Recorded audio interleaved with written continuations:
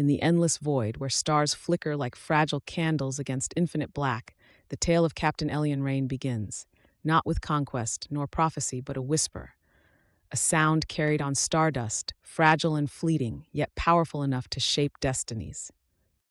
Elion Rhane was born on Daranth Prime, a fractured world caught between beauty and decay. Beneath scarred, uneven skies, ocean waves swallowed rusted shipyards, their skeletal frames standing like forgotten titans. The planet bore the smell of salt water mingling with scorched metal and burned fuel, a bitter tang that defied time itself. His mother, a star cartographer who lived more in charts than in her own skin, spoke of celestial wonders on worlds he could barely imagine. His father, hands stained with oil and grit, salvaged remnants of starships long condemned to memory. Elion grew up hearing the groan of steel surrendering to gravity, the sound of dying machines unwilling to be forgotten, and dreamed of flying far beyond any map. He always planned to leave. The message arrived on a frequency so quiet it felt like a secret. Buried beneath standard transmissions, its encryption was outdated to the point of extinction.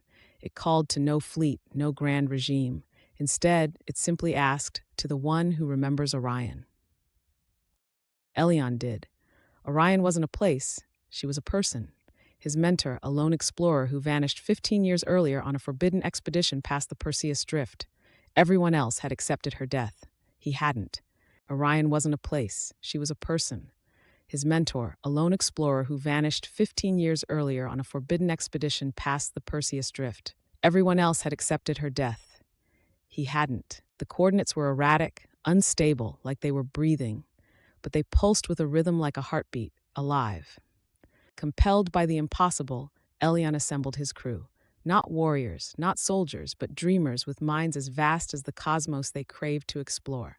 Mira was a quantum poet, a linguist who could weave mathematical equations into symphonies.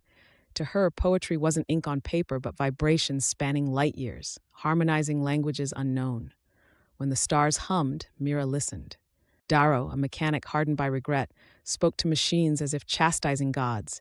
His hands repaired star cores with a precision born of loss and love for what was broken.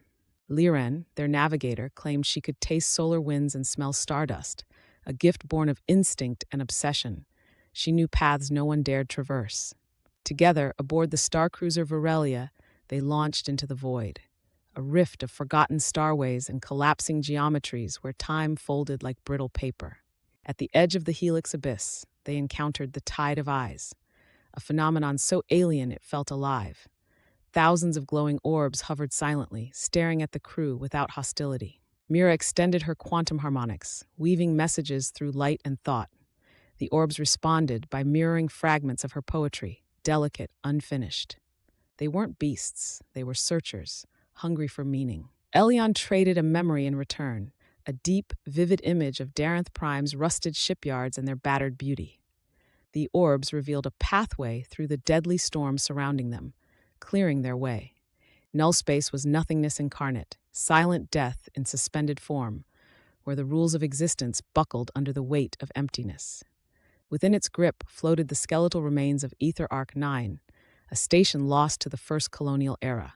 The logs on board spoke of a virus, not viral in blood, but recursive in thought, a destructive idea that consumed minds and communities by dismantling logic itself. Liren, who had glimpsed too closely at its whispers, nearly succumbed.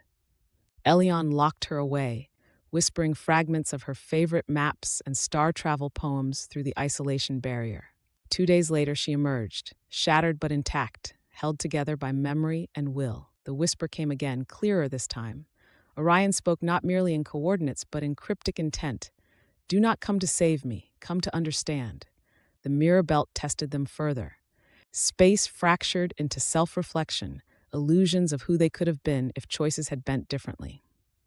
Elion faced himself as a salvager who'd never taken to the stars. Mira saw a version of herself that surrendered art for authority. Darrow was haunted by an image of tranquility, a gardener tending peaceful soil without his weight. They didn't fight these echoes. They embraced their regrets, their might-have-beens, until the mirrors swallowed themselves and faded into starlight. The coordinates led them to Eridon Theta, a hollow planet orbiting its last breath, a dying star. Beneath the crust waited a city of pulsing lights, alive yet cold. At its core hovered Orion, preserved in crystalline union. She had willingly become the archive, a living compendium of explorers lost and knowledge forbidden. "Why did you come?" she asked, her voice no longer bound to breathe. "To remember," Elion answered quietly, "to carry your story." Orion offered them a gift, the archive's limitless truth. But the download would erase their memories, their very selves, leaving only core identities intact. One by one, the crew faced the choice. Mira declined, her memories too entwined with her art to surrender. Darrow accepted, his voice trembling as he admitted, "I've carried too much, time to let some go." Liran chose neither,